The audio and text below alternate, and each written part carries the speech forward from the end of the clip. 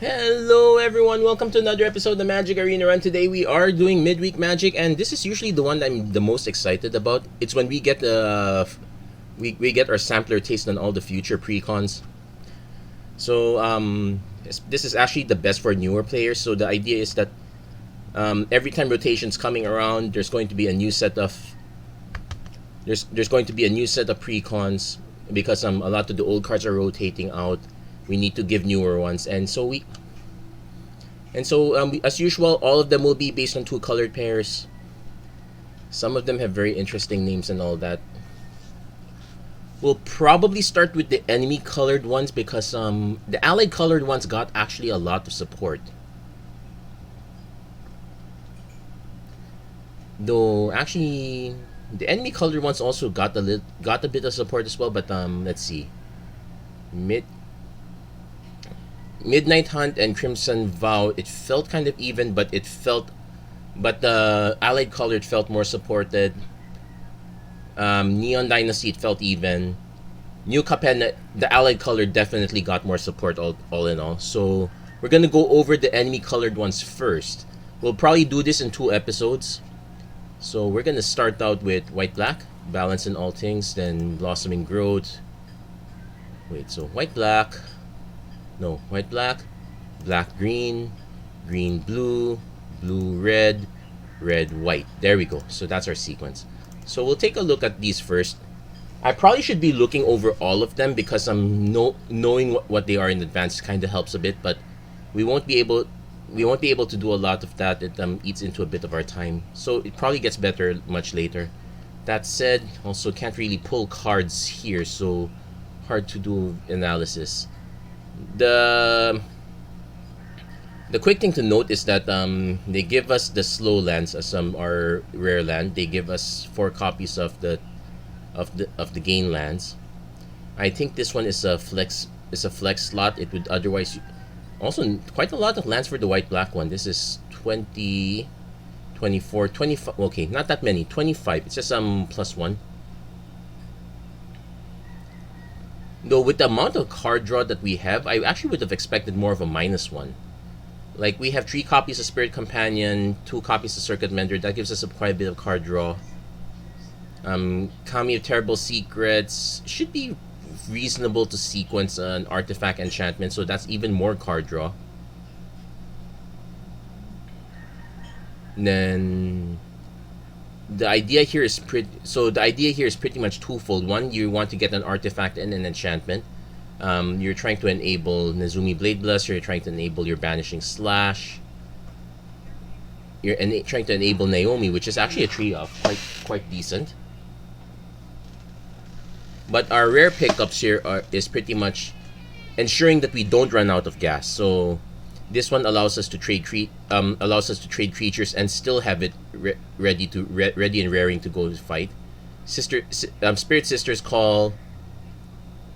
I've seen this more often in a Legend VD video rather than an MTG Goldfish videos rather than actual decks. But this does have a sequence where you sacrifice to get another permanent back from your graveyard. But you don't get to do a chain cycle because the one that you get back does have an exile clause. That's it. This should be quite fine. We'll go with this one first, then we'll try to explore them one by one because we don't exactly have that much time to do this. I'm already gonna do this as a set of 2 videos, in fact. Excuse me.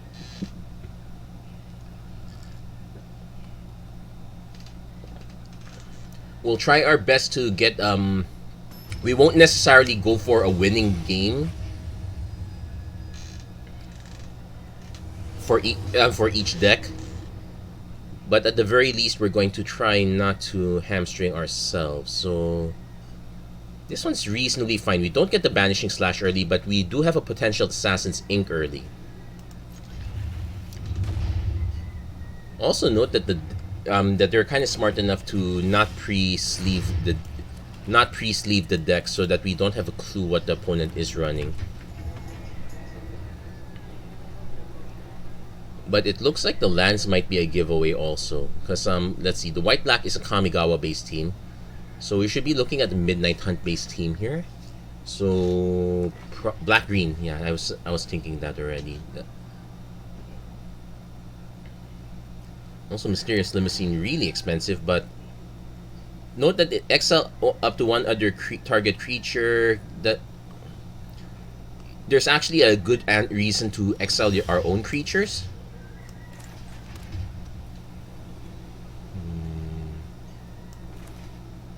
Now this is the part where I probably should have looked at the other decks early, or at least before the video started. I feel like I'm about to walk into a Meat Hook Massacre. No, opponent just runs a Grave Lighter, so... okay, we're not getting the discount quite yet, but we do have to sack this. We can run Circuit Mender right away.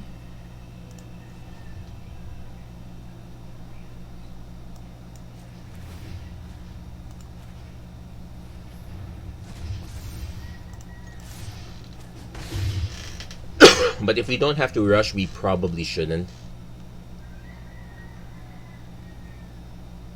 If I knew we were going to draw a Circuit Mender, I probably would have sacked the Sash instead.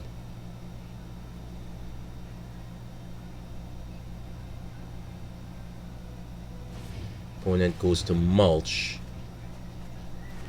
Dumps a bunch of creatures. I see the reasoning behind the Doom Dissenter. Bloodsword Squire, one of the weakest cards in the... as far as Midnight Hunt is concerned. I'm still gonna take it anyway.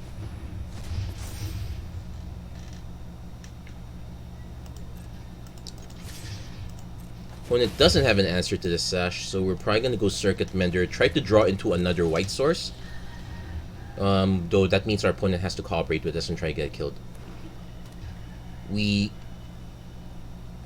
also missing the double white for this, but we can do Spirited Companion into Assassin's Ink if we have to. So we have that sequence. Moldrath Millipede. If this is our opponent's play, I am not entirely convinced. Draw a card.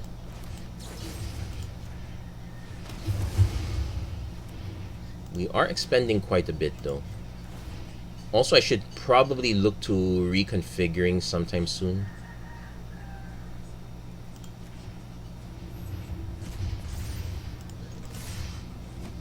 I'm actually expecting our opponent to have some sort of big removal. Jungle Hollow, not quite it. Because we can dumpster them. Well, we can already dumpster them with the Banishing Slash, and then we can just reconfigure for safety. Yep, being able to eat those creatures does shut this card down. Opponent's probably going to try to deal with the Lion Sash. That is... I'm hoping they don't try to deal with the Spirited Companion because Eaten Alive. Oh, they're just giving it up. Okay, that's fine. Ghoul Caller's Harvest gets 2 tokens. I can Banishing Slash to give us a token. Oh, these don't block anyway. So Spirit Sister's Call, choose target permanent. You may sacrifice a permanent that shares a type. Now, unfortunately, the Lion Sash got exiled.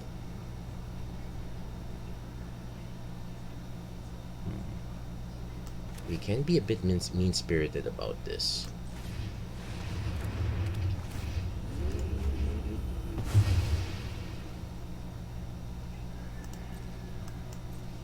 Yeah, I'm still gonna swing with everything because the weakness is decay tokens. It's good fodder for the cards like Eaten Alive, but it's not gonna be doing much of anything else. Opponent is giving the token up though. The Ninjutsu. Okay, they will get to return 1 card. We might just I would prefer to draw another white source. I don't want to just Banishing Slash this. Though it will be interesting. They're just bringing that one back. Okay. Okay, we can actually We are drawing quite a bit of our rares too, so we're basically doing this for the planes.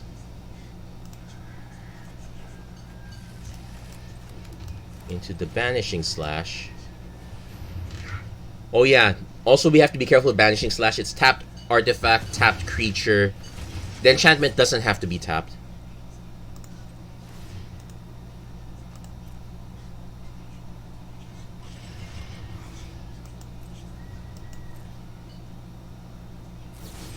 Opponent goes for the Infernal Grasp, that's fine. But that's just one more resource they don't have. So, nothing I really want to bring back per se.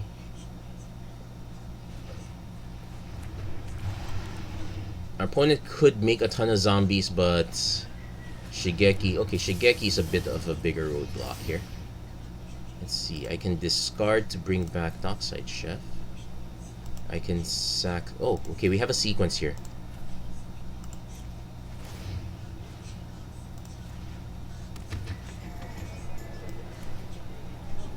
Though this is more of an end step thing.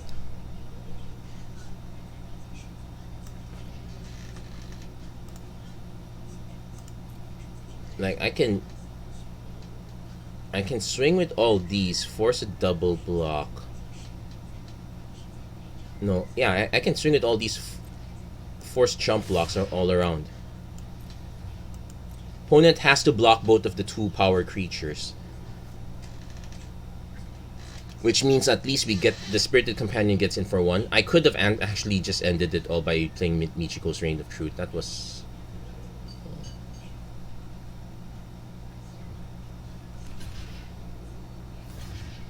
Okay, that's the expected one. I hope I did not just throw the match this way. Well, and then we play Spirit Sister's Call.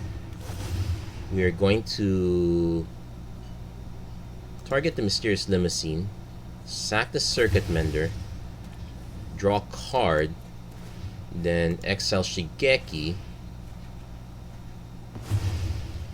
Wow, turns out that's a very brutal limo. In the modern world, this would probably be referred to as the white van, air quotes.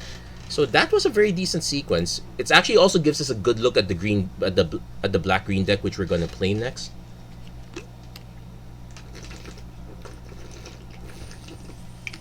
And that's usually the one that worries me the most.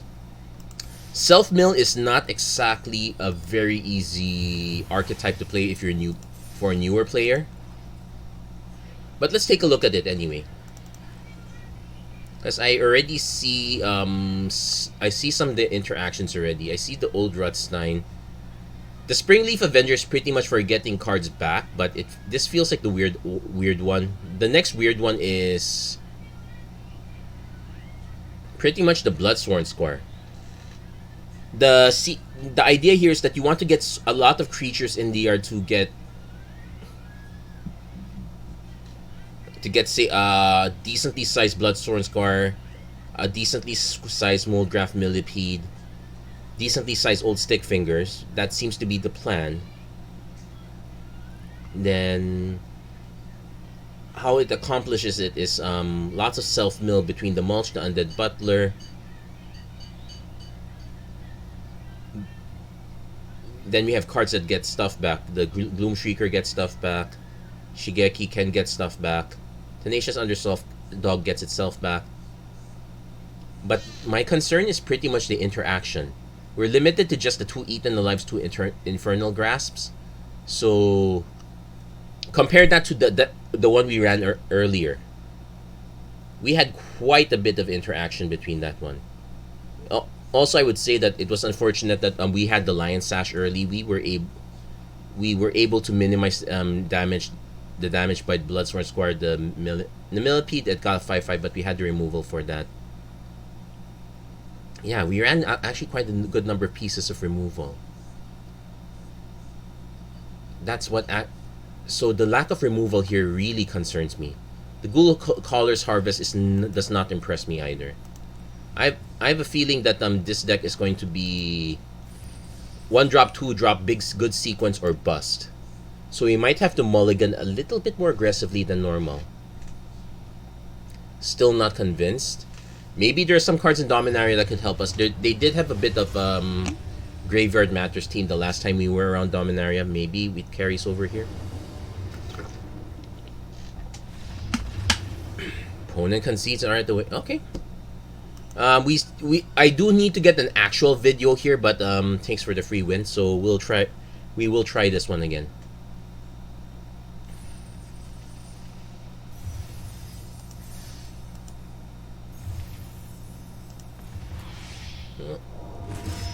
Oh, it's nice to get Guardian Fate from that one.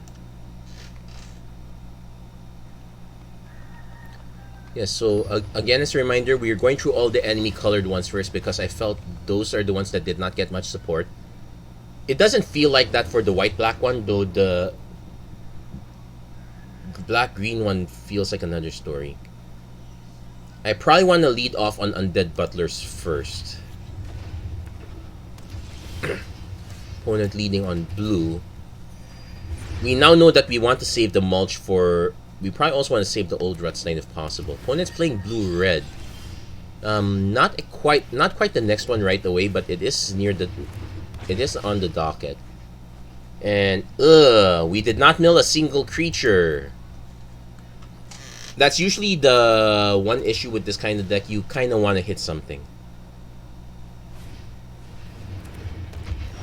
But we're already starting to see that this is going to be some sort of spells deck here. I'm going to actually just go... I'm actually going to just go mulch right now. Okay, we got a good creature, so... We're going to sack a creature. Target. Make sure you target the correct thing. And... Yes, we're going to exile. We are definitely returning... Springleaf Avenger, because we can find another way to we can use this to return the next one. So knowing the sequence, I would like another 2-drop so we can go Undead Butler and that. Rutstein maybe not too bad. Okay, we got a Gloom Shrieker, that's also fine. We'll go Rutstein first. Maybe we hit a land. Yes, that gives us a treasure token. That gives us the Undead Butler.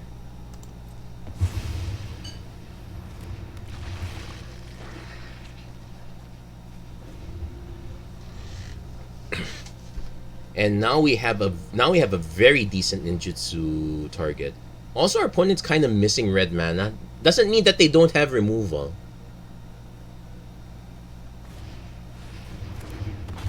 Though not too convinced of...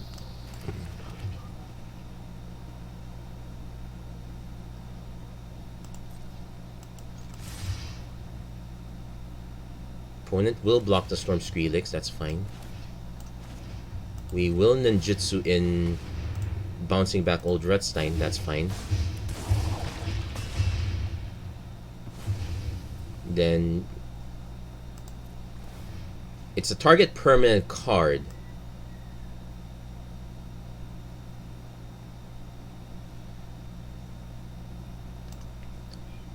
I'm tempted to try this one to see, because we are about to get the... Then we could exile. Yeah, we'll exile.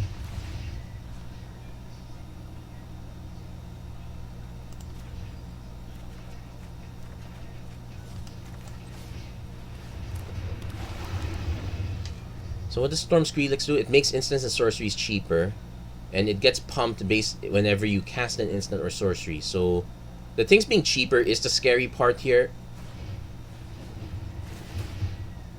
So that's 4 damage. Hits 2 lands, but they do need red mana, so that's actually quite good for them. The question is, what are these remaining 3 cards? Card draw spell would kind of be signal to danger signal here. Memory Deluge. Okay, they can dig for 2 more good spells. They can also remove charge counters to, say, ping. They could ping the Sprout. They could ping the Insect token. They might be going for just 1-shot big damage. Again, this is what I was saying a while ago. Not having enough removal is a big concern here. Like, we've already used up 1 out of 4 pieces of removal. No, and we milled the other one, so we're literally down to 2 pieces of removal. Now that's it. And Gloomshrieker does... Okay, so we lose the Sprout. That's actually fine. So it took a bit of damage. Quite a lot, in fact. We can do another Mulch.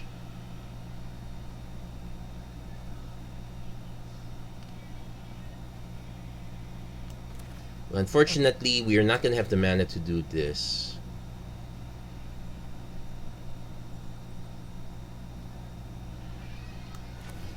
I'd say we Mulch first.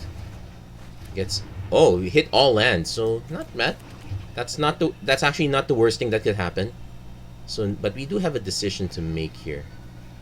I probably want to play Old Rutstein and hope to hit something on the way, but let's swing first.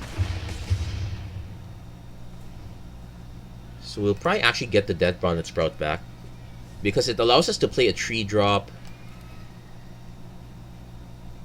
We already played the land, so I still want to hold on to the Gloomshrieker.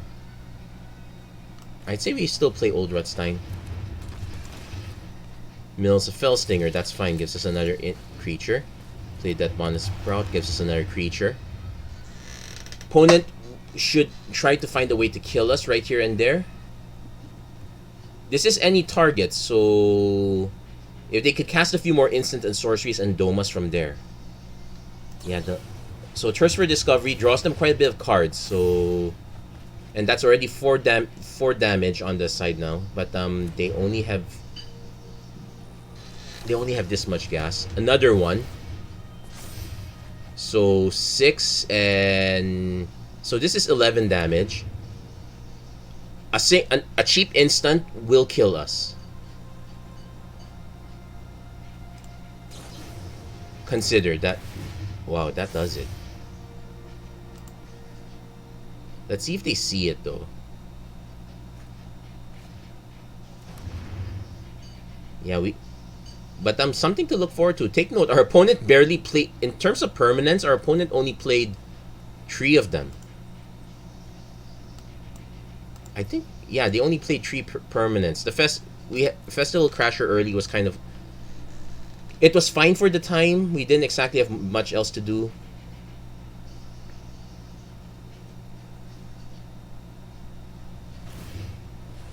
Oh, they made... Oh, they were supposed to dome me. Hold on.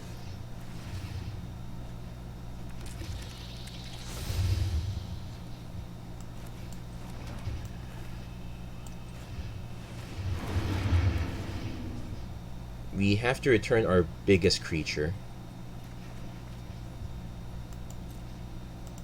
Yeah. Opponent goofed up. So 3, 4. Yeah, it just doesn't matter which one we return. Opponent could have won. I was So let this be a lesson, guys. Oh shoot. We'll get to the Geist Flame Reservoir. Maybe I might have misread it. I'm so tempted to go to it right now, but our next deck is gonna be the green-blue one.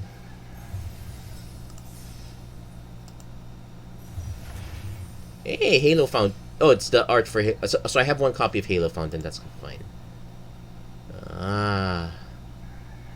You know what? Before I forget, let's take a look at this just very quick, but we'll do the deep dive later. It deals that much damage to any target. They could have won! What the heck? Anyway, let's go to Blossoming Growth first.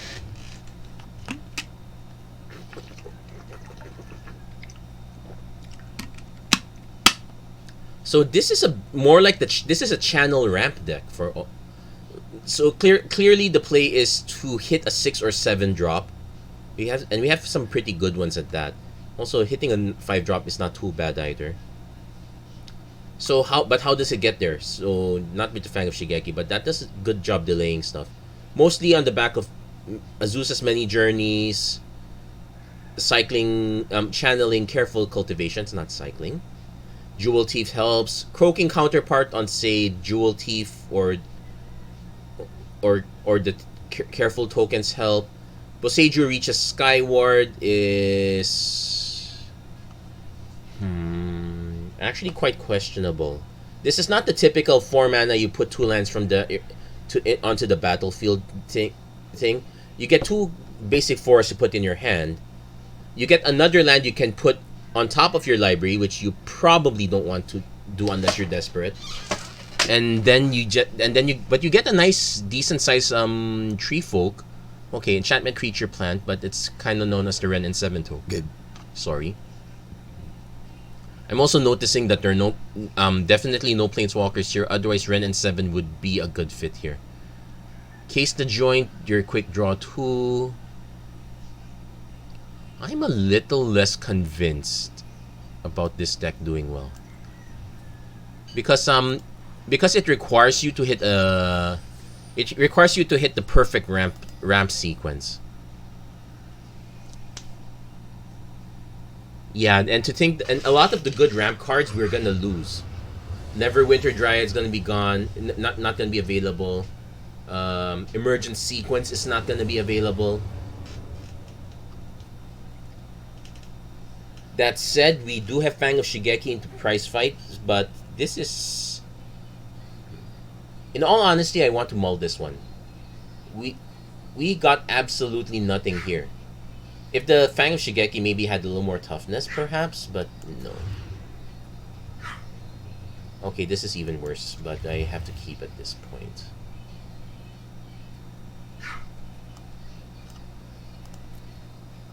Yeah, and this is where we start to see the green-blue deck as an A plus B mechanic. You need to have the perfect sequence of one or the other, otherwise you're in real trouble. So we hit the Zeus's many journeys, but our opponent's about to ramp up as well.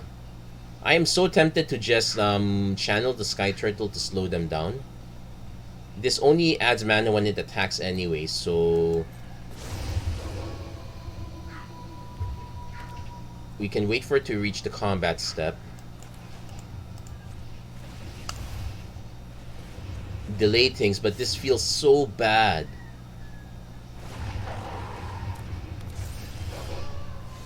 Okay, now at least we have something to ramp towards.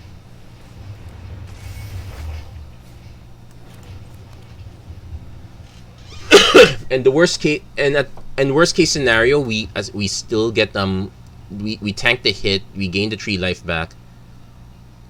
We place Skyward, we start trying to hit our... And okay, this is savage.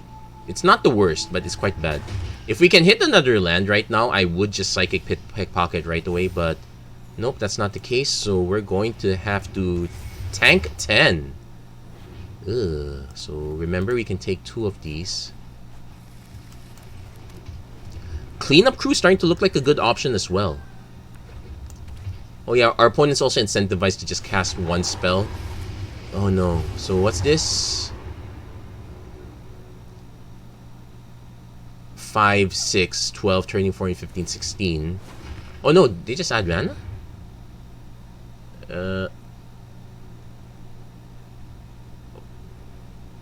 Why? Outland Liberator. Well, not attacking. Oh, they're gonna try to destroy this right away.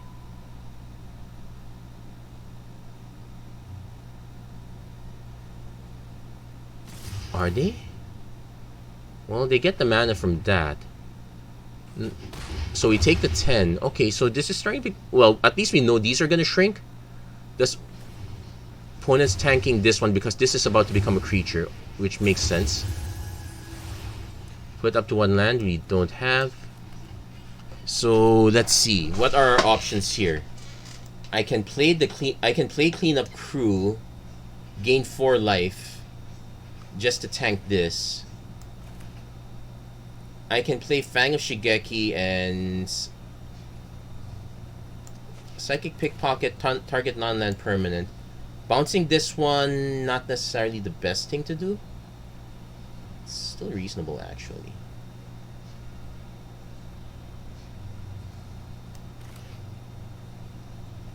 I'd say we connive later. We do the Cleanup Crew now.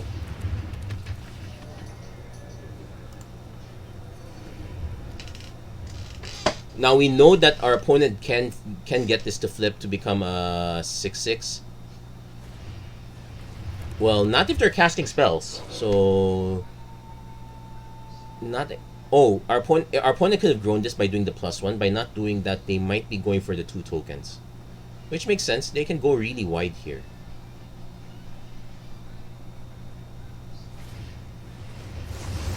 Ooh, that's one way to do it. So let's see. Oh yeah, so yeah, a natural moonrise. Okay, so let's see. This will have whenever this deals damage, draw a card. We're kind of forced to block that. Yeah, that might have been a still adding mana though. No, they already did cast 2. Oh, Wolf Strike. Okay, that answers it. So there we go. Not the best showing. I could try to see if we can do get the proper A plus B, like we can get the proper sequence of ramp into a proper big creature.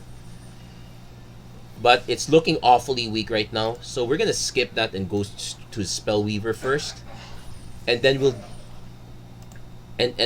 try to get the win from that. Oh wait, sorry. Oh, we have to take a look at the deck first. Always take a look at the deck if you can, and also we already have a more or less a good idea what we have more or less a good idea what this deck does. So let's take a look at what this deck does. So clearly, instants and sorceries. You're gonna usually be on the low end of creatures. This one does have a lot of removal compared to the previous. Actually, even the green-blue deck, it had more removal than the green-black deck. So us winning with the green-black deck was actually quite questionable there. Anyway, so the normal payoffs are the Festival Crasher that gets bigger, the Storm Skrillex that gets bigger, Wandering Mind digs is basically card advantage. Vadric makes spells cheaper, so even by itself, it's actually quite decent. If we can, never mind the plus minus. Although, what's this one? Storm Skrillex also does the same thing. It's just more expensive by itself.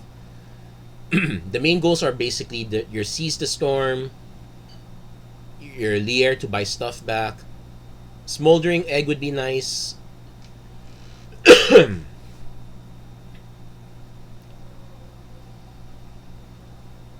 We do have Big Score. We probably could have used more copies of Big Score. We probably don't really want the Electric Revelation that much. Spell Rune Painter, actually also a decent one. It does have a day-night theme where it wants you to take some time off, which is actually quite easy to do. Like the instant. This is only sorcery. This is one of the few sorceries. Instant. And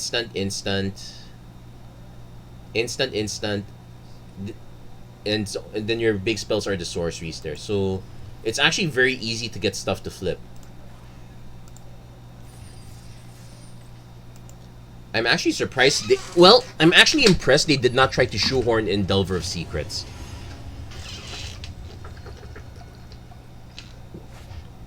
Because although this is more of an instant and sorcery deck, it doesn't have that many instants and sorceries. That said, this one feels very slow for my tastes. Like, unless we draw something early, we're not doing that we can play turn 1, turn 2, we're not doing anything. The flip side is, as long as this is actually quite fine as long as we're not running into an aggressive deck. That said, the white-black was relatively aggressive. Okay, white-blue, so maybe not that aggressive. Actually, no, I might be wrong on this one. I saw it say an angelic something, so that's definitely... So I'm tempted to play the Geist Flame Reservoir right away. Opponent goes Inspiring Overseer. Yeah, we can also do the Wandering Mind to block stuff.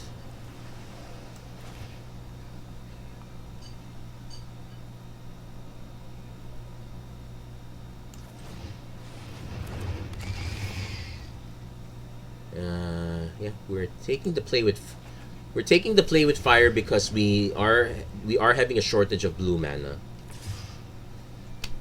Opponent wants to block, which makes sense. We're gonna actually say no. Take the hit for now. Because we might actually, it's actually probably more useful for us to have a flyer that can block one of their big stuff.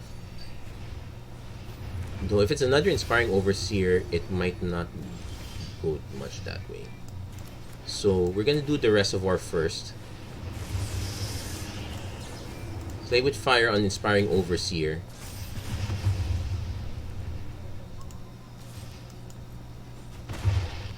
And what we can do then, though our opponent does have a bigger grip of cards, what we can do then is we can use the Reservoir to snipe this one.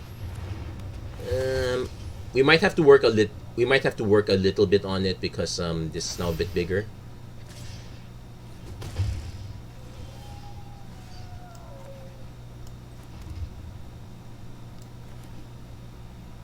Now we can do big score and still have a treasure token left over.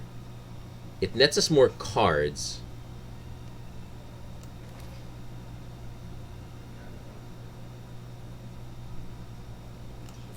I was planning to discard the basic land anyway, so okay, we can discard this.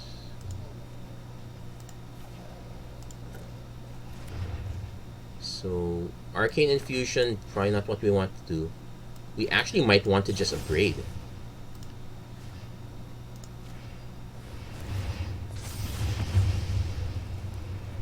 And now we hold back.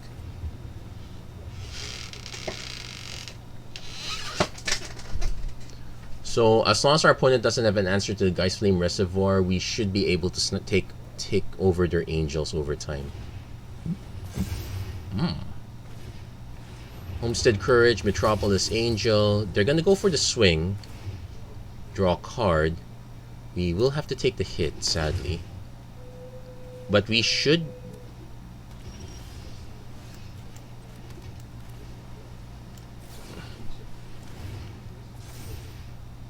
I think we do want Memory Deluge.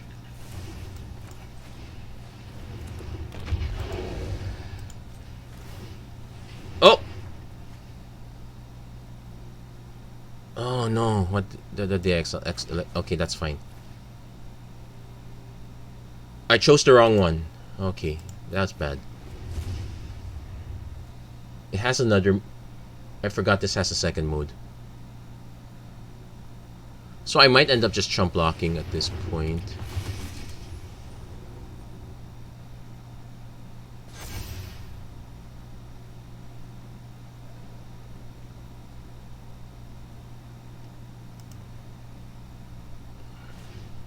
Only going for the Homestead Courage. As I said, we probably have to chump block here. I don't think we can survive going down to 1, but this one's our fault now.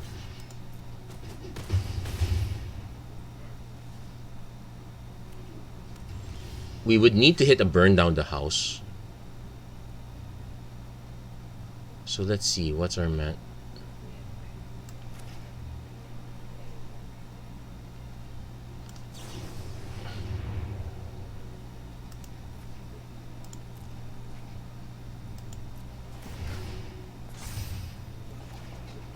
Nope, we did not hit it. That's unfortunate. We knew we had one, but that's not gonna kind of save us here.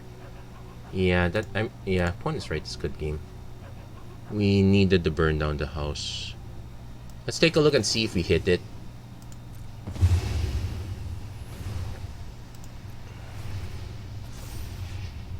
No, we did not hit it there either. So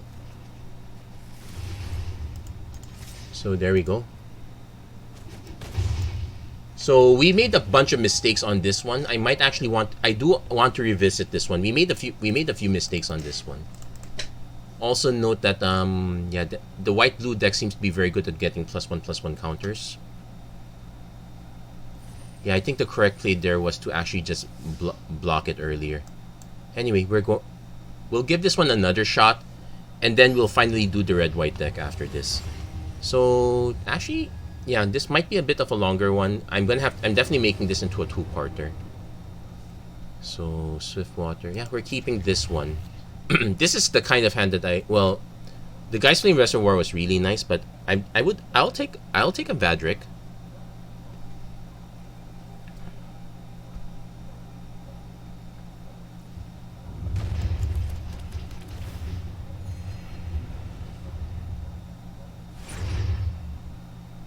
Also, probably should update my pet.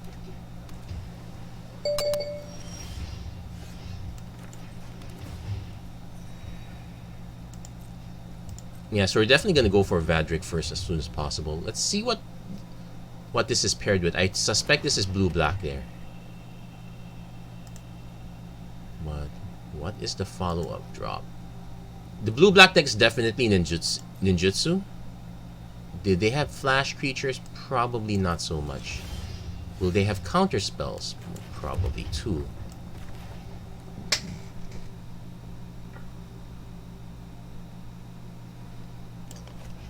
I'm actually going to play the Wandering Mind first. Yeah, they didn't. My reasoning behind this one is that I want to be able to sequence where I can do Vadric and a Braid if I have to. Cathartic Reckless Impulse is nice, but I probably want the Cathartic Fire in this case. Because we know that our opponent's deck is going to be heavily reliant on getting a proper sequence of creatures. So we want to take those out. If our opponent wants to burn this one, yeah, they're not going to burn it. It did its damage already, so to speak.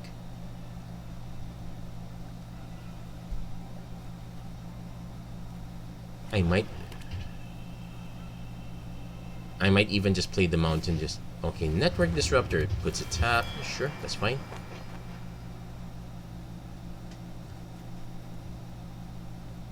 They might be holding for actual removal.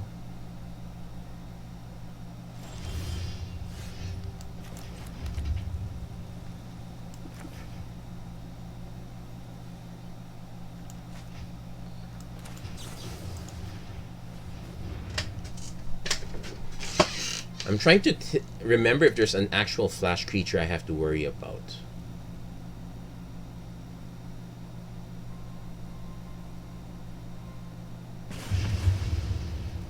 Oh yeah, no Deadly Dispute for me to worry about as well, so that's one added bonus.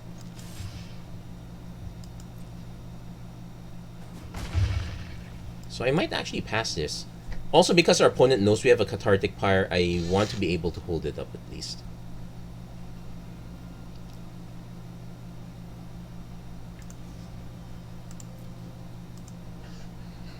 Opponent probably also now incentivized to play their ninjas as normal creatures now.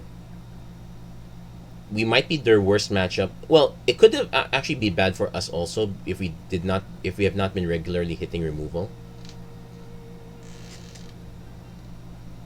But yeah, black doesn't exactly have haste, so that might be an issue there. Okay, gets the Dismal Backwater.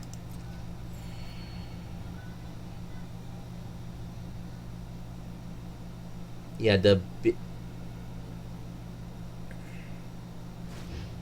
Prosperous Thief. Okay, they were forced to play it like that. I could just do it now, or I could wait.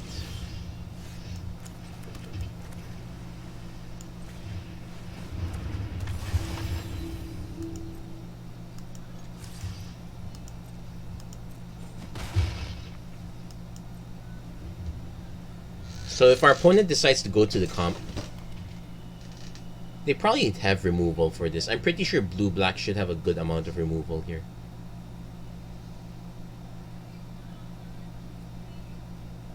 Also note that we can just cast this for the tokens.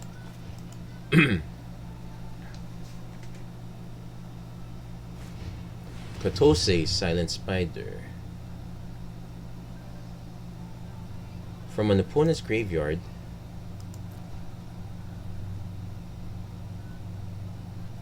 Okay, we're actually gonna let them cast Katose, because I only want to give them one target.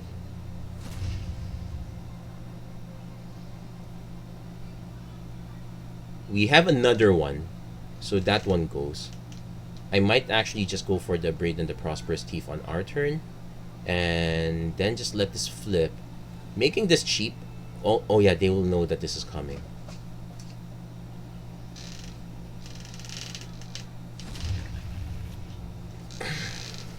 So, but they can now they can just double barrel both, I guess.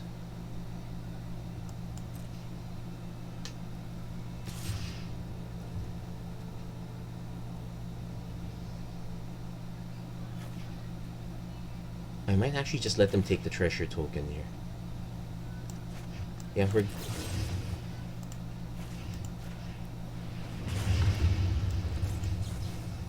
Yeah, we'll let them have the treasure.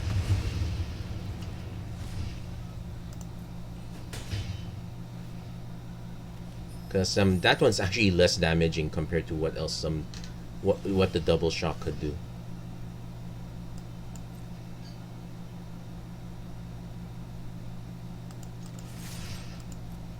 Let's see if they have a... Oh, they do have removal. Do they have cheap removal? Bounce spell? Nope, they're letting it go. And I'm not casting anything. That should buff this up a little bit. We are giving them another token though. Also, if I want to double barrel the spells, I probably don't want to do it on...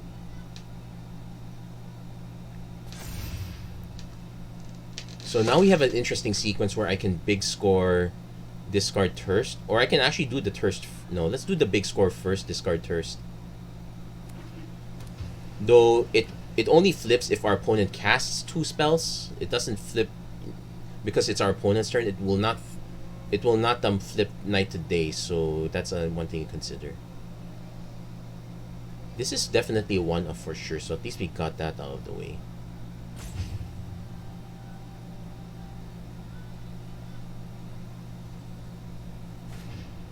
Mukotai Amp. Oh, they're casting it now. Yeah, this is at this point the dream of... So I'm actually gonna just do big score now. If they have a counter spell for this, we are definitely burning down someone's house. Though I would love to... Ooh, okay, that's not too bad. We'll let them get a treasure. We can even double barrel these spells, so not too bad per se. Opponent deciding if they want to... Okay, Dokuchi Silencer. That can kill Vadrik. They probably will kill Vadrik at this point. They'll discard the Prosperous Thief here. If they were gonna do this though, I probably would not have played the Mukotai Ambusher. So now we're gonna swing first.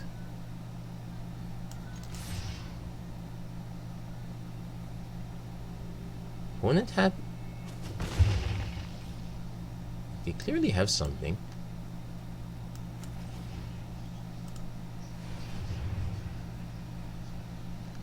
Probably should have played the land first just in case though.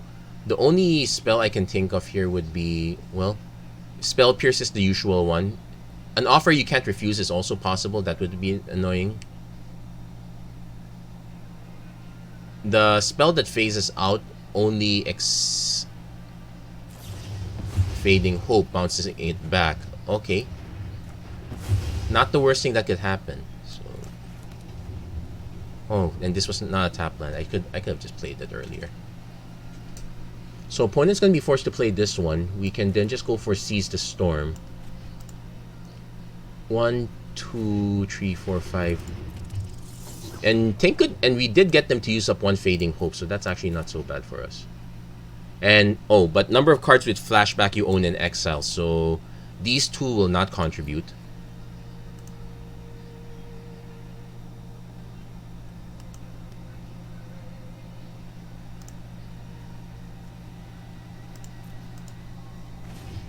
Silver Firm Master. Okay, he's...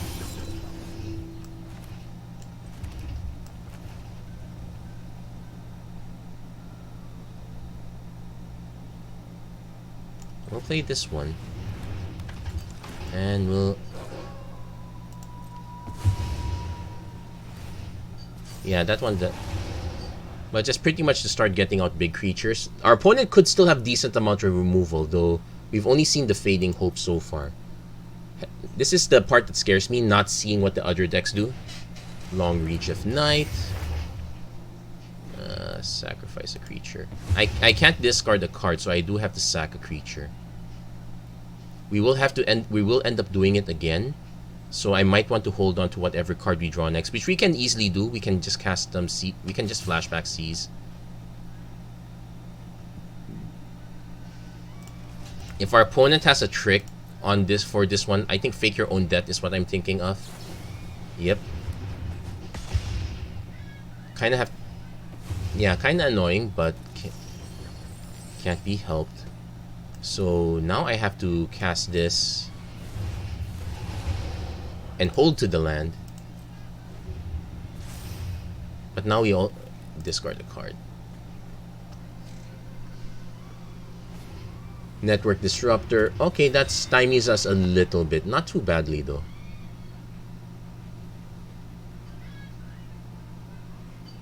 I kind of had to do it eventually because it's better to get the Fake Your Own Death out of the way. Okay. Let's see if we hit something cheap. Land, which we can play. Now I probably want to hold back. So now we're forced to use we need to use Geist Flame Reservoir as a...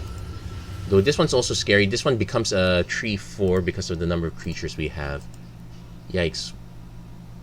The first one the first version of this match we lost because of our mistakes.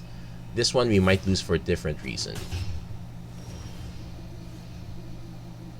Well, we'll play the... Well, actually we'll flip this. Okay, Wandering Mind's good.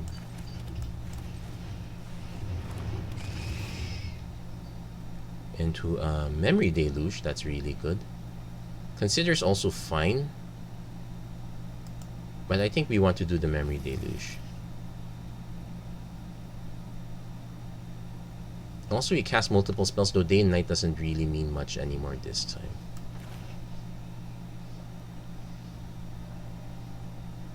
I might actually just do it now.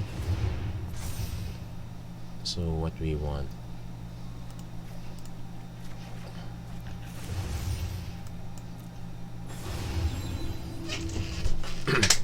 So we're probably gonna end up...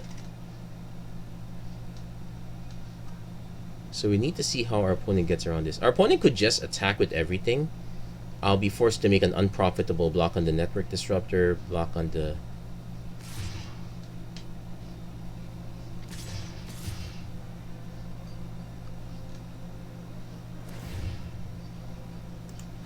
Yeah, as I said, we're gonna be forced to make blocks here. Another Fake Your Own Death is not as brutal this time because this is now a 7/7 instead of a 6/6.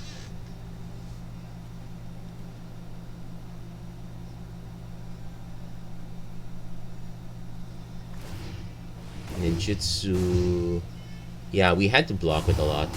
We are down to 3 now, so that's the bad news. Into a Long Reach, which we can discard though.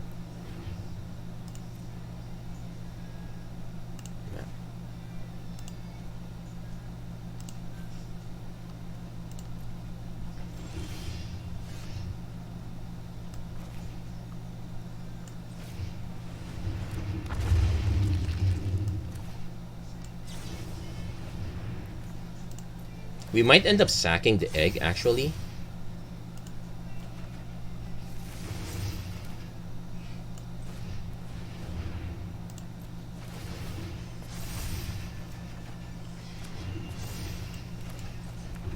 Oh, we can now actually just play the Festival Crasher. And...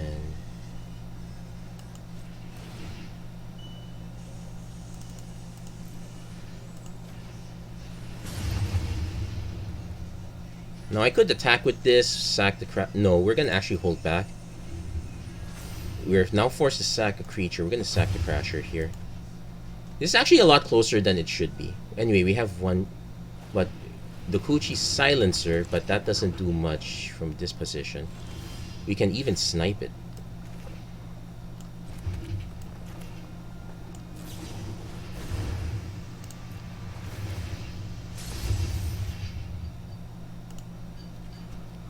And what's this? Deals 2 damage to any target.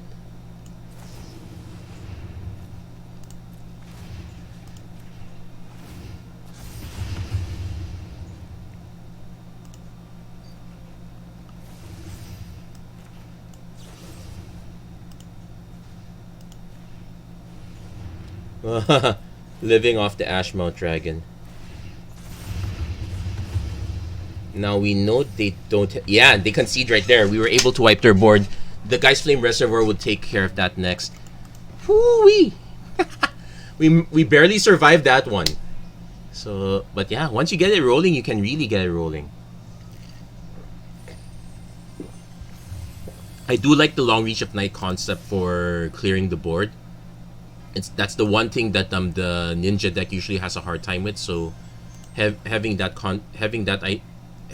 option, like that's basically 2 creatures or 2 cards. So that's kind of where it failed in their sense. But for most of the time, it would be 2 creatures. So not bad. Anyway, this is gonna be the last deck we're gonna do for this half of the episode. The next episode we'll do the other half. I should also check what time it is. Oh yeah, I still have a bit of time here. So this one is, Boros has been the latest flavor in Standard. This one is not quite it, but we do have we do have a lot of the initial settings here. Lots of samurai, lots of modifications. This is the other way to modify, so to speak. So it's essentially a modified deck, but it's also about going tall on one big creature. So you're looking, but I will note that this one actually has a Planeswalkers. So they give us a Wandering Emperor here, which is a neat touch considering that this is probably one of the most important Planeswalkers. So for newer decks that for newer accounts that haven't been collecting their Neon Dynasty, this is actually a very good. This is actually a nice gift. That said, this is super aggro dependent here. Let's see how it turns out. Am I convinced it's gonna? Well, I've rocked the aggro before, but all it takes is one well placed removal suite or one place tempo swing to kind of ruin it for aggro. That said, we do have a very good aggro start here. At least it's Usher into Selfless Samurai. And we will have opponents rocking the green-white. So I can do the Selfless Samurai on Usher just to start gaining life. Opponent goes with Join the Dance.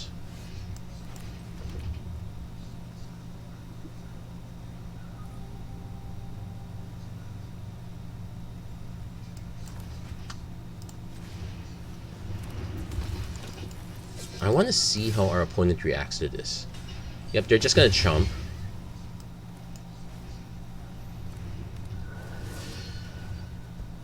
But now this gives us an open sequence. Well, depends what their next drop is, but this definitely looks like a human's deck.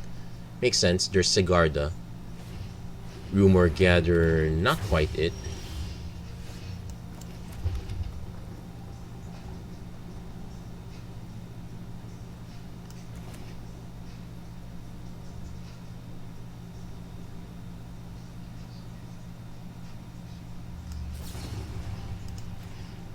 Yeah, let's not let them gain any more advantage with that.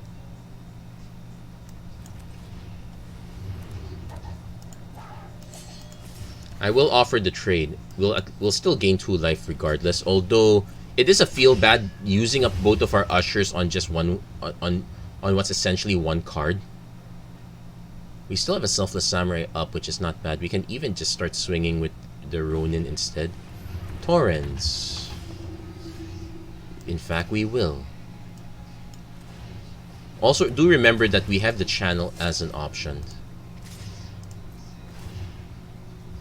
Opponent probably not gonna block.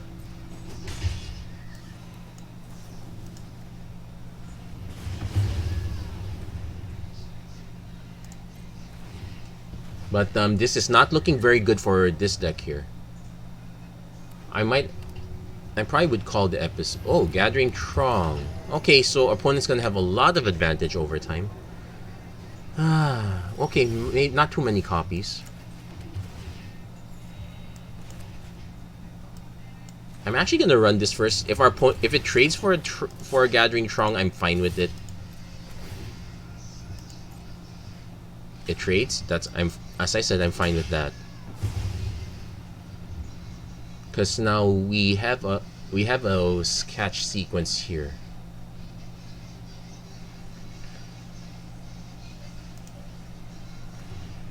Celebrity Fencer.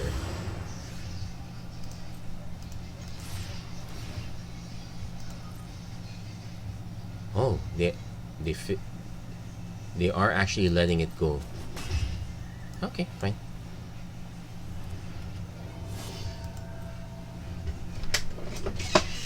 I think what our opponent wants to do is start stacking some count. I've also noticed that yeah, we're seeing more of the extra support. There's the botanical plazas to go along with the blossoming sands. Opponent going for the Gala Greeter, so that should make it 4-3.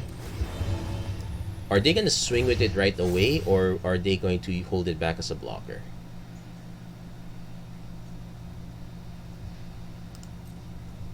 Okay, they're holding it back as a blocker.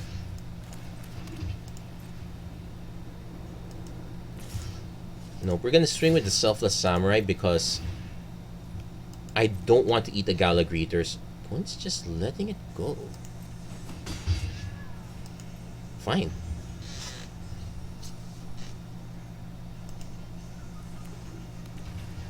Opponent goes... Okay, they're going to do Rumor Gatherer into a Gathering Throng. It's going to stack this one quite a bit.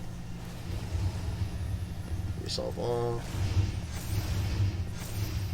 Although I would say it's nice thing that this has an activated ability that will always resolve, so that will always ask for a prompt, so nothing too suspicious.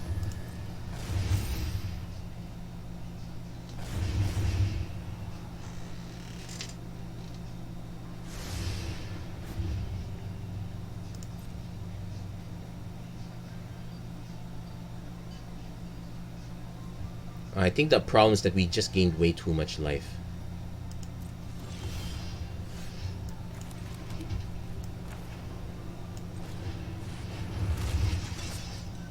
Sling, right?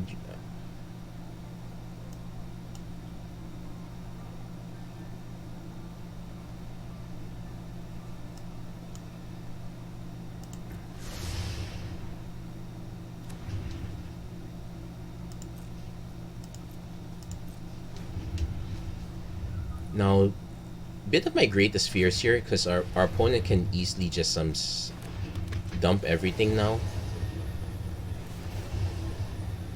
We still have an answer to the Celebrity Fencer, at least until our opponent finds a way to give it Vigilance.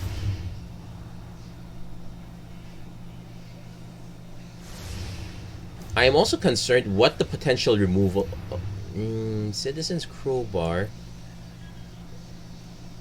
It's gonna miss all.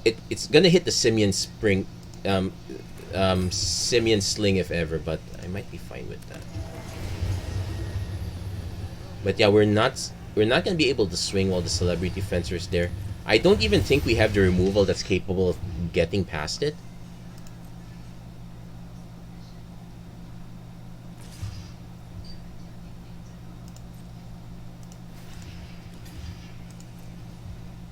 At this point, we really want to pare down the board. So...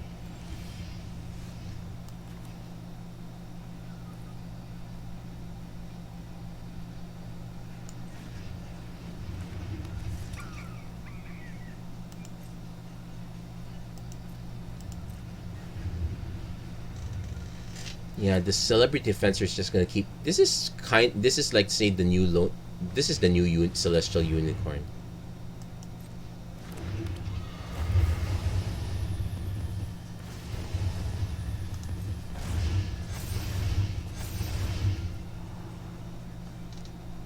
But now we have a Gala Greeters to worry about too.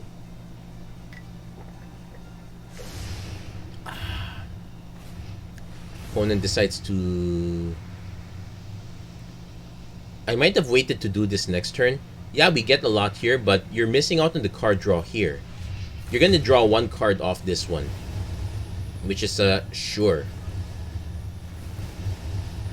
But I'm also starting to notice some weaknesses here. Like, we have no evasion whatsoever.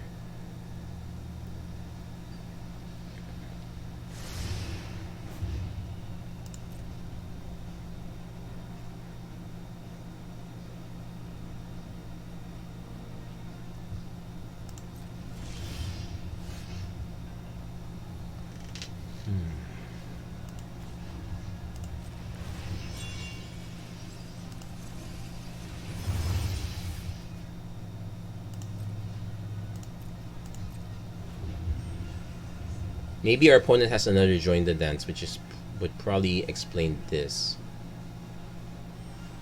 I'm kind of trying to convince them to burn their crow room or get. Ooh, they're gonna draw into a lot of cards. Will we be able to survive long enough? To be fair, I would have expected our opponent to start swinging a lot earlier.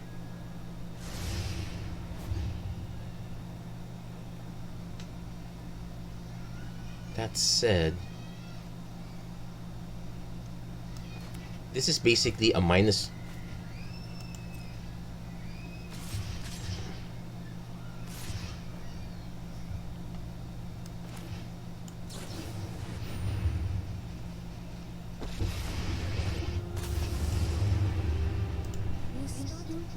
We actually have to nuke this one because it will actually answer our.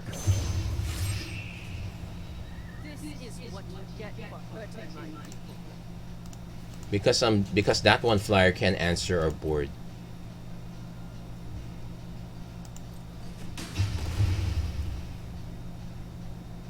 So there's now an argument to actually deconfigure this.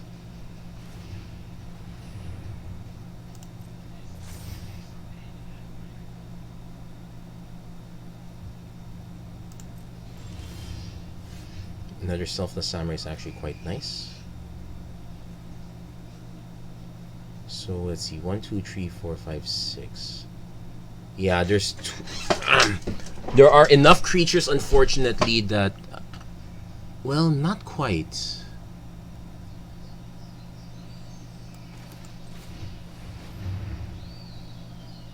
Yeah, and actually, there's still quite enough.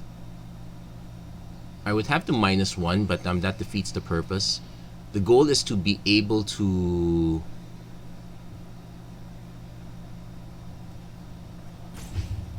The goal is just to be able to hold this long enough so that if our opponent does swing a Celebrity Fencer, I can -2 and exile it.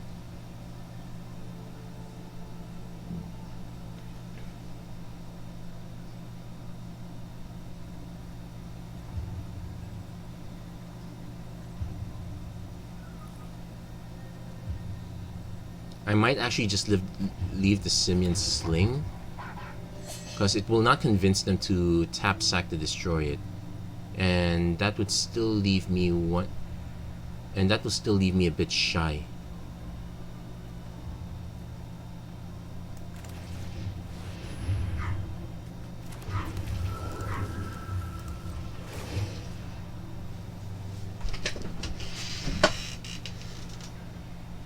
Might have to spread the love a little bit though. Show them how we greet our enemies.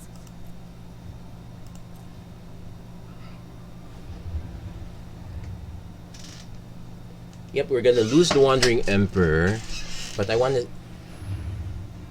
Well, we're definitely gonna lose it now. They have another Celebrity Fencer. Okay, not too bad. But yeah, we're. What are our other removal options? Unfortunately, I don't think there are any.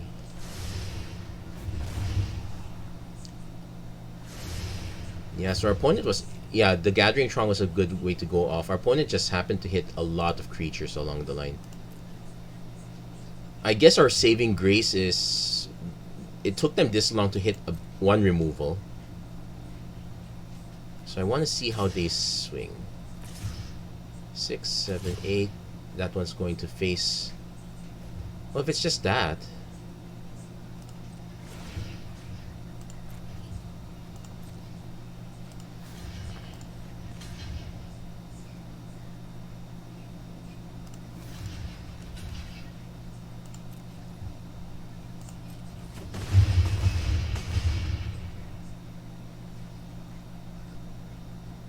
I don't understand that. Because now I can just give up the Celebrity. Now I can just give up my Wandering Emperor for that Celebrity Fencer. Gala Greeters is still a pain, but at least the big threat I'm scared of is gone.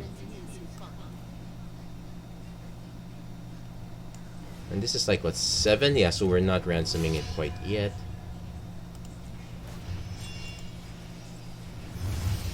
Yeah, at least make this a 2/2 double strike.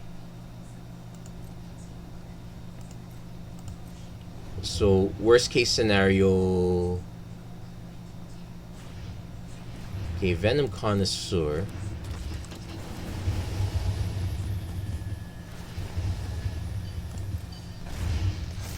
Well, so now the next big thing to deal with Gala Greeters. Well, could I have left the Park Heights alone? Probably not. It would have just killed. It would have just killed the Wandering Emperor right away. I would have had nothing to show for it. This one at least gives me something to show for it.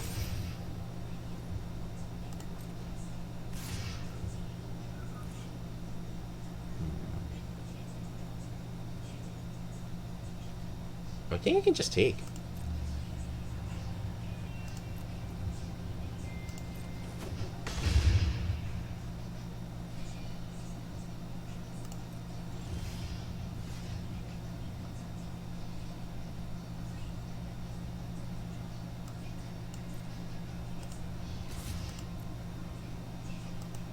So it will gain 2 instances of lifelink. Also, I need to decide... Oh, you're just letting it go?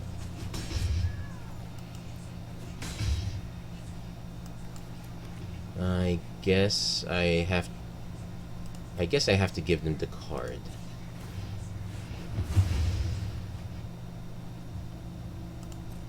Not the one thing I want to do. So opponent, they can still keep pumping this up for the most part.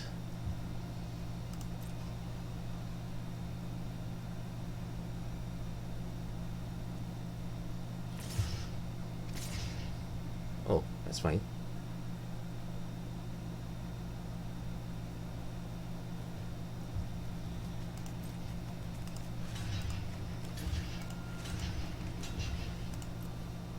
This doesn't have trample.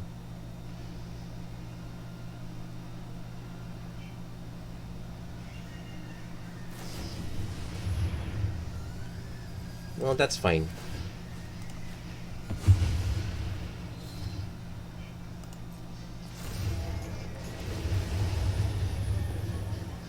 That's fine. Even the death touch would not be relevant here. Also, the death touch only. It does grow a lot of stuff, but we should still be able to swing with Twin Blade guys. I actually would like this one to get. So they do have that trick, but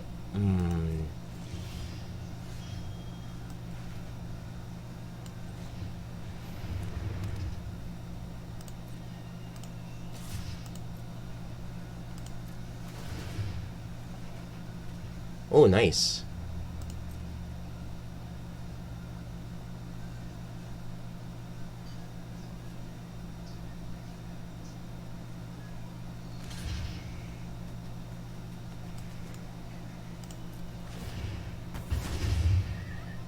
Ooh.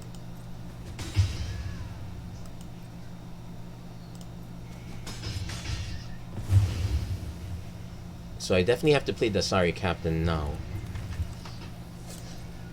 But now I have a sequence where I can go Twin Blade Geist on top of something. Maybe I won't be able.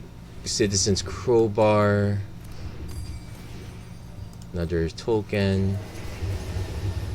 Yeah, it's pretty much a race against the Gala Greeters. I would not be surprised if our opponent finally decides to... This has a cheap disturb cost, so I would not be surprised if they decide to nuke the Temperance Solitude here. Though they would have to move this around. Oh, they're going all in. Okay. Cool beans.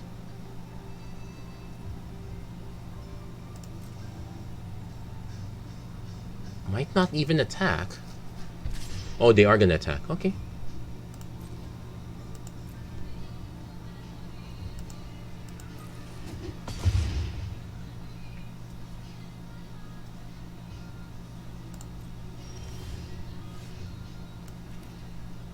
Oh, we do have a combat trick.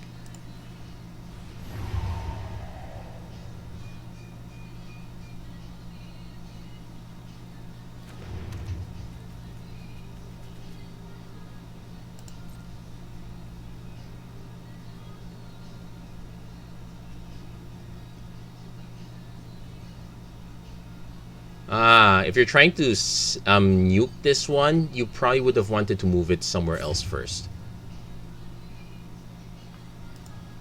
Now, the bad news with this is, well, I will get a card off this, but there's a good chance that it's just gonna, well, it will gain us a bit of life. Okay, that's not too bad.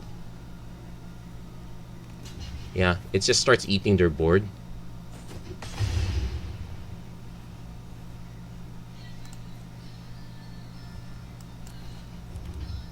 And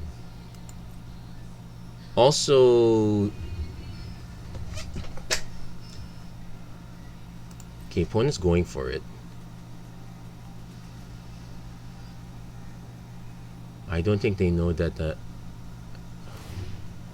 Oh, they're moving it around. Probably wants to snipe the Tempered in Solitude to stop me. Okay, that's fine.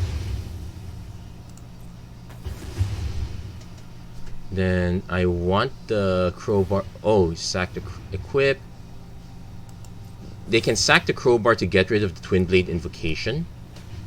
Wedding announce. Oh, wedding announcement. You know what?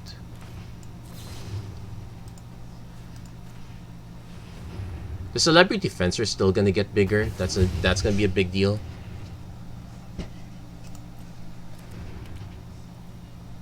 But we have four. I think we do have enough samurai to negotiate with that. This only makes a creature, so nope, we lose the enchantment, but hey. So Celebrity Fencer becomes a 7/6.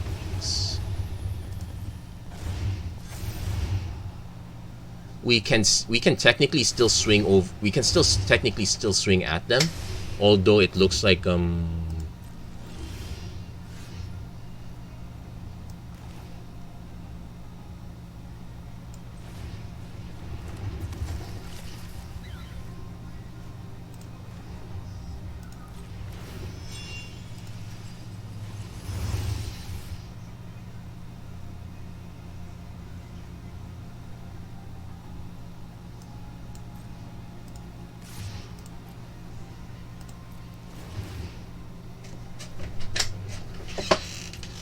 so our opponent can choose to just trade. They're not.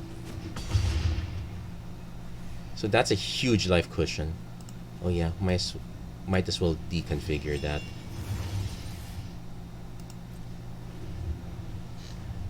Hey, this actually, okay, this game's actually gone on really long, so I might not be able to do the recording of this until after I finish the stream. Opponent just going for another token. Trying to subsist off the Scry ones, which is not a bad play. Eventually it grows the creatures, but not to a point where I'm scared of it.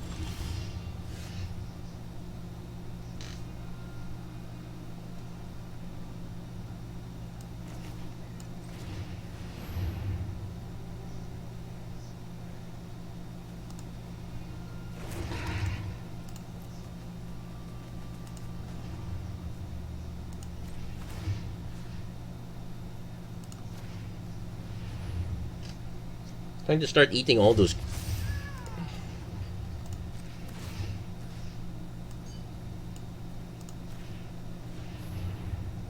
Let's not eat too much of these quite yet.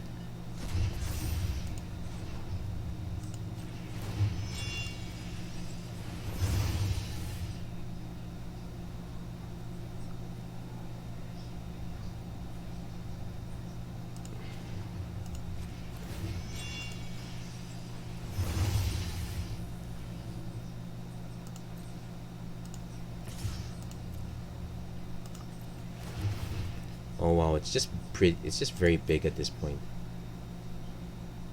Yeah, they're now forced to start giving up tokens.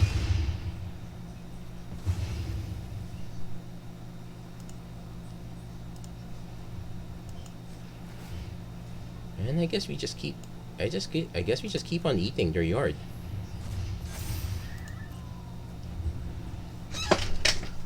So somehow, by keeping this one Selfless Samurai alive, we've been doing a lot of work here. Opponent concedes at this point. They used up a lot of their gas early. It looks like they kind of ran out of gas late. This was gonna even top their celebrity fencer. So, wow, we actually survived long enough. I'm now very curious to see how much removal the green-white deck has. I suspect the answer is not enough. It might suffer the same problems as the green-black deck there. Now, those are our early wins. I might actually call this episode here. We did not get a win with the green-blue deck. I am super convinced it's going to be a coin flip if I insist. So we're going to leave it at that. If you guys have had any success with the green-blue deck, do let me know in the comments what it took to get there.